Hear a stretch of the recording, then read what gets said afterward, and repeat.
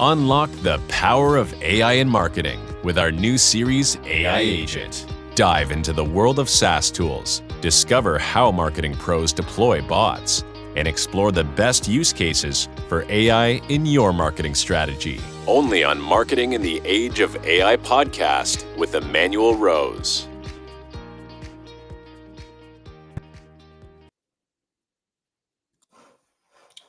Welcome to this episode of Marketing in the Age of AI.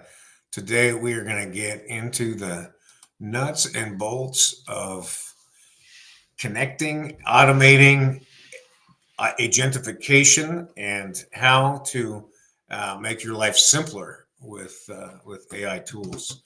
Um, Today, I'm joined by Aarti Anand, who's the founder of Kodenyx AI. She has over 15 years in product leadership. Aarti now helps B2B founders and service-based entrepreneurs grow their businesses using AI-powered automations. She specializes in AI-driven email nurturing campaigns that turn leads into paying clients automatically, boosting ROI and shortening sales cycle. Together, we'll explore how AI can be more than just a tool, how it can be a creative partner that helps marketers build genuine connections and deliver real results. Well, let's dive in. Welcome to the show, Aarti. Thank you for having me, Emmanuel. Yeah, I'm really excited about hearing some stories from you. Let's do it. All right. So, how did you end up in the world of automation? Let's go there first. Yeah, that's a great place to start. So, I started my business a year and a half ago. I had been building software products for as long as I can remember, and then one day I had this epiphany. My engineering teams are building software products, and then I'm also helping other people sell. I should just go do that for myself. So I started this business with that mindset, but I had no idea what I wanted to sell. And then as I started talking to people, learning about what they were doing, what they were selling, um, one thing I realized is that business owners wear so many hats and they do that as a badge of honor. But I didn't see it that way. And I wanted to challenge that assumption. And then I got into AI and automations and the power of systems, and how, when you have a process which may be manual, but it's proven to work, and if you have an SOP or an internal training that someone can go take, follow steps A, B, C, D, and they can get to a predictable outcome, that was the trigger. And once you put it on autopilot, then you can basically get the same outcome but at 100x speed. That became my mission. That's what I wanted business owners to help with. And the way I wanted to help them with is to figure out where you're spending your time today, because I'm all about building a business that helps you, um, build kick ass products, but then you don't want to do that at the cost of the life that you've built with your family and how much they deserve the best of you, not the rest of you. So that's sort of, building the life of freedom of money, time, and location became my motto, because I was making a lot of money in a 9 to 5, but I didn't have the freedom that I wanted to be able to go do things I wanted to do on a daily basis. So that's why AI and automation, I found value in it. And as I'm building my business with that mindset, I'm also helping other business owners adapt AI and then leverage what it brings to the table. And Yeah, I help them build the same type of business. I love it. It's a beautiful mission, and I applaud you for doing that. Are there certain types of businesses or certain industries that you like to work with? No, so we haven't niched down industry wise, but we have niched down solutions wise.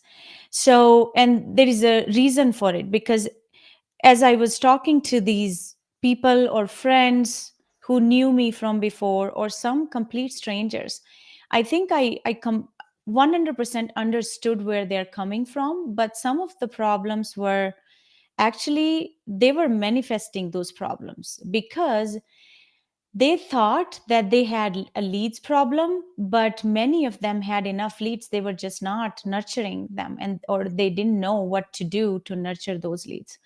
So Yeah. 3% of your market is ready to buy today. What are you doing with the 97% of them, right? So that's where I wanted to put lead nurture on autopilot. And for some of the businesses who genuinely had a lead gen problem, I figured out how to automate it. And that's one of the offers we're running right now, and that's been super popular.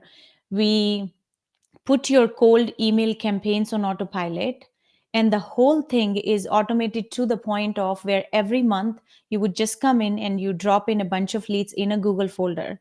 The system takes care of itself. And I've been able to get them at least 10 qualified booked appointments on their calendar, or they don't pay. So it's sales tactic as well, because I have to make my offer a no brainer for them. But it's solving a genuine and a big problem and a bottleneck problem in their business, which is if there's no leads, there's no sales calls. If there's no sales, there's no business. Right. Yeah. What's kind of your overarching philosophy of a nurture campaign like that? Yeah. So anybody who comes to your ecosystem, what content do you expose them to? Right? You have to give them away something, and it has to be insanely valuable.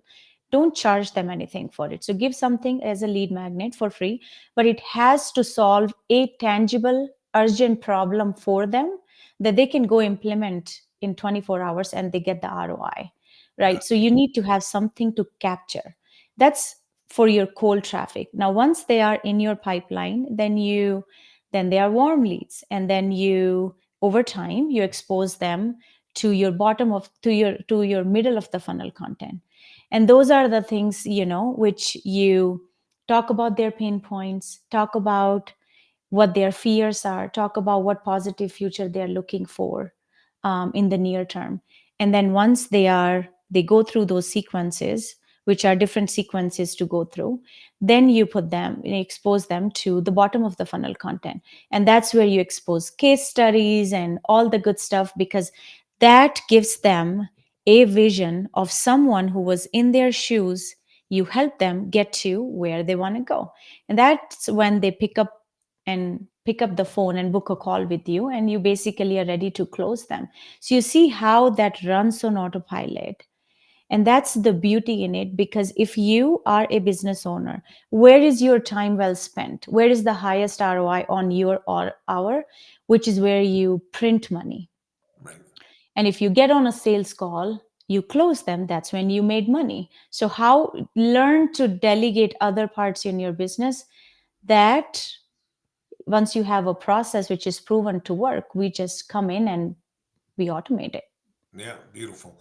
And what size companies are the best to work with you? Yeah, I typically go with anybody who's doing 1 million to a 3 million ARR. And the reason is because they have the pain points that we have solved before, but they also understand the value for putting that money as an investment with us, Yep. because they see the long term value in it. We do have an enterprise client too, but that's a different use case. They came to us with an offer which was a 6-figure offer for their enterprise customers. And when I sat them down and I helped them rethink their whole strategy, and then we put AI automations in their offer and how they would be able to help their customer save data from 30,000 devices and be able to collect and analyze and put it up in dashboards. And then there is a bot in front of it. So when the C suite sits in front of the bot and they ask a very simple question: how many trucks are out in Kelowna today on a route? And they get the answers in seconds, not hours. Right. And they don't have to go through 5 engineers. That's the level I want people to think at, is you have been sitting on those problems. You have been sitting on possibly twice the revenue you're making today. You're just not thinking big enough of where you can install AI and automations in your business. Yeah, that's such a great example of a way that you can build these repositories of information and then have access to them in instantly. So that's cool. What so you have email, you have an email nurture system. Is there other systems that you have built out for clients? Yes. So I think one of the ones that I mentioned, which has been a bestseller, is the cold email automation. And the reason why, it's because it literally saves you more than 10 hours a week, which is like 25% for a mid-level manager or something, right? Yeah, So that's one. The other offers that we have been successfully able to solve is really go in and audit your internal operations, hmm, anything that you're doing today manually. So think about anybody who has inbound calls and someone literally sits at the desk and asks them a bunch of questions to qualify the leads. Well, that's a perfect use case for an AI voice agent or a chatbot, absolutely. Yeah, right? yeah. And then someone asked me on a podcast 2 weeks ago, they were like, well, what do you think Lucy, who sits at the front desk, would think that her job is in danger? And I was like, well, somebody's got to go ask Lucy if she really enjoys answering those That's questions, right. right? She probably And has some other things she'd like to be doing during that day. yeah. And so you figure out people who work for you in your business. As you have goals as a business owner, they have goals too. They also want to be in their career 5 years down the line. Are the goals that you have set up for your business, for yourself as a business owner, are they aligned with your employees? If not, maybe you all need to sit down and recalibrate the priorities. And then you've hired people, they come with judgment, they come with a lot of experience from their previous jobs.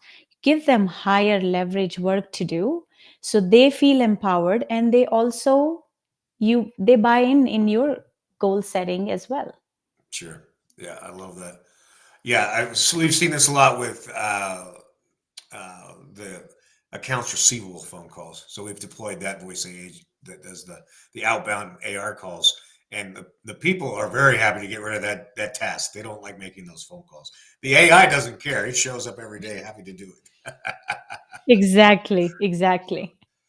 Well, let's talk about a little bit when you get maybe a business that hasn't started this participating in the revolution of this yet.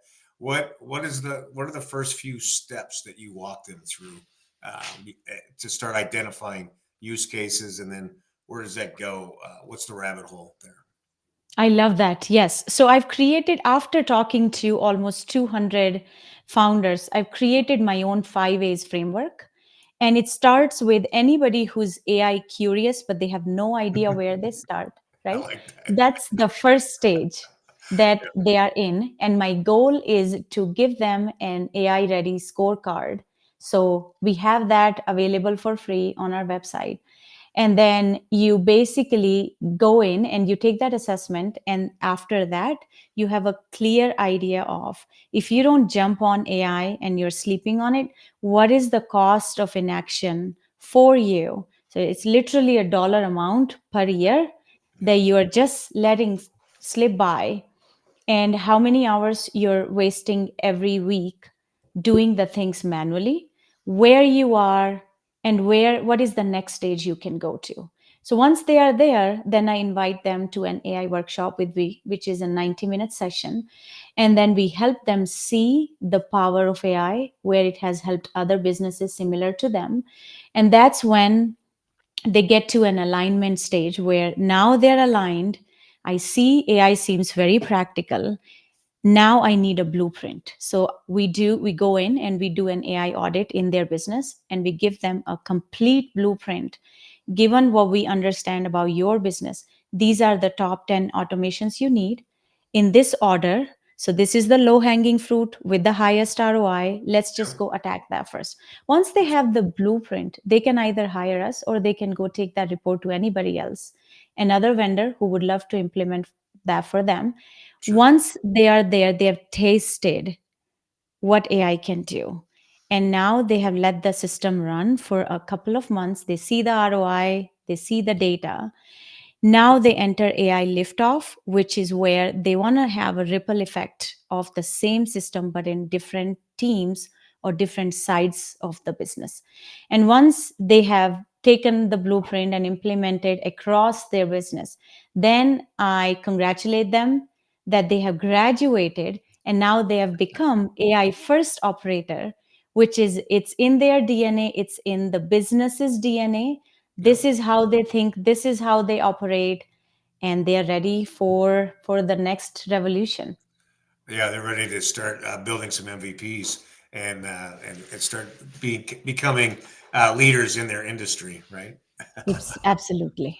I love it. Well, that's great. What kind of questions do you have in the blueprint? Just give me a high level of that. What that looks like. Sure. So what is the type of the business that you're running? What is the size of your team? And then how many manual tasks you think you do on a Hmm. weekly, daily, monthly basis? Who does those tasks? Because that dollar amount has to be tied to, Sure. as a founder, am I doing it? And what is the hourly rate I have for my time?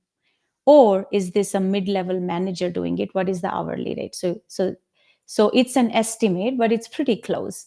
And then where they think, first thing, if they were to magically, what would they like to automate? So Yep. those are some of the questions I have in there, and there's a big backend logic that's tied to it.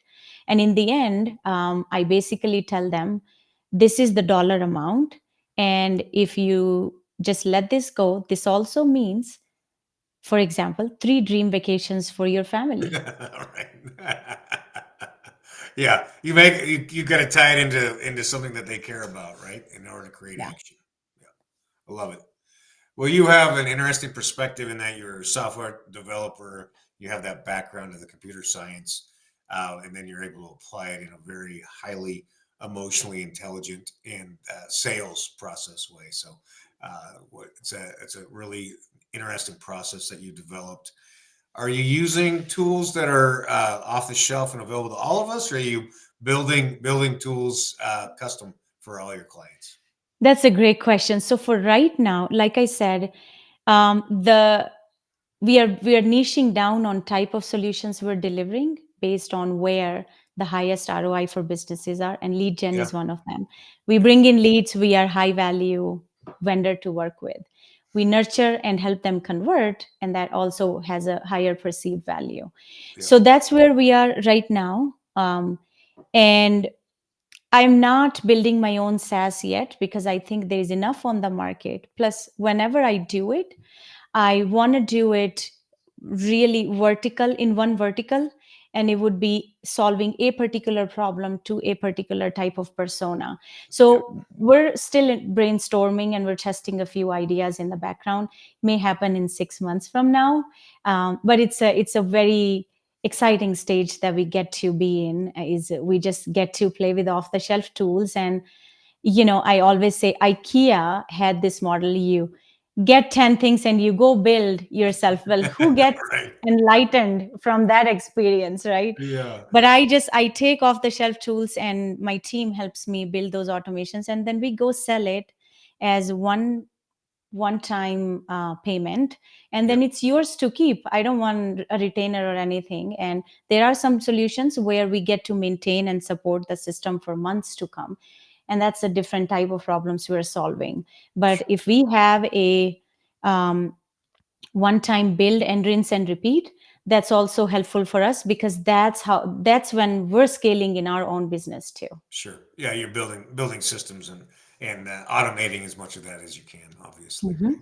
right? Well, so the typical tech stack right now in the conversations I've had is Zapier, Make.com, N8N, and then Lovable or something like that. Where do you fall with all those tools, We use all four of them, so you're clearly on top of things. Artie? Yes, and I have a love-hate relationship with Lovable and Bold are new. But again, at the end of the day, I don't see them as, it has to be perfect. The Right. thing is, I need to have a problem that I need to seek a solution for, and it has to have a high ROI. Why Sure. would I sit down and learn it? Or anybody on my team would learn it, right? So we find something which is 80% good, And then we need our own intelligence on top of it, which is why anybody who fears AI is going to take their job, I'm like, guys, come on, like really, you sit down. It's going to help you develop and take something to market 10 times faster. Leverage that. And Right. then once you're there, you're always going to need someone to supervise. And that's 80% done by someone else. Like a tool like that is way better than 100% my time. For sure. Yeah, the human in the loop is going to be critical for the foreseeable future. Um, I agree with you. What do you think? I mean, I think the amount of deployments that are in just in the U.S. I think are single digit percentage. I don't know what you think about that market penetration. Yeah, absolutely. I think and it's again the hype and the buzz, and there is a reality, and then there is a perception, and perception is so bigger than the reality, actually, Yeah, right? So the fraction of the market that has adopted is this. yeah, Opportunity is this big. So if I just streamline my own processes and I see the ROI, that's why I build those systems, because I'm not just keeping them to myself. I'm making money off of it by go selling it to businesses who have the same problems as I do, right. right? So anybody who thinks we're too late, you're completely wrong, because we're very, very early. Yeah, And the way I want you to think is, if you had 10 different interns at your disposal today, would love to work with you, use AI, trained in a different landscape of your business with different type of materials in your business, use it that way. Start there. Your mind will be blown how much time you're saving. And then you go and you take it a level higher, where you're not just using them for research and market. You're basically having them make autonomous decisions and take an employee out of your business for that small task which they have been highly trained to do, and then go help them get a better version of themselves, upskill themselves so they become more valuable, so they can attract more money, and they can help you attract more money for your business too. yeah, I love it, and I think that's the real point in this is that we all have to upskill and stay on top of the developments that are happening, and that's how we maintain our relevance and help to leverage these tools to free up time, make more money, and have time to do product development. Absolutely. And then the amount of time that you get back on your calendar, these are the things you're able to do on a Wednesday afternoon that you weren't able to do before. Yeah. Well, I love it, Artie. I'm really excited about the work that you're doing, and I'd love to have you on the show again in a few months to see what's changed for you and your clients if you're interested in that. Um, in the meantime, how do people get in touch with you if they want to have a conversation? Absolutely. So we're all on social platforms. The one we're really going after is Instagram. So if you go follow me there, my handle is Aarti Anand 82. You hit a follow and then send me a DM and tell me you came from Emmanuel's show. I would love to send you my freebie. You can go take the quiz under 3 minutes, and it'll give you a complete blueprint of where you're losing money in your business today. All right, very valuable way to spend 3 minutes. I'll guarantee that. Artie, thank you so much for your time and your views on deploying automations, and I hope that you have a great afternoon. Thank you. All right, thank you. So that's a great reminder that the upskilling, the going through and auditing activities that you're doing manually, and taking time to figure out where the best places are to deploy these automations will buy your time back so that you can continue to educate, buy your time back so you can spend it with your friends and family, and buy your time back so you can get outside and go for a walk. Um, I hope this has been valuable for you. This is Emmanuel Rose Marketing in the Age of AI. Thanks for listening to Marketing in the Age of AI. Be sure to subscribe wherever you heard this podcast so you never miss a future episode. Your copy of Authentic Marketing in the Age of AI is available at Amazon.com or EmmanuelRose.com. You can also connect with Emmanuel on LinkedIn. Thanks again for listening, and we'll see you next time.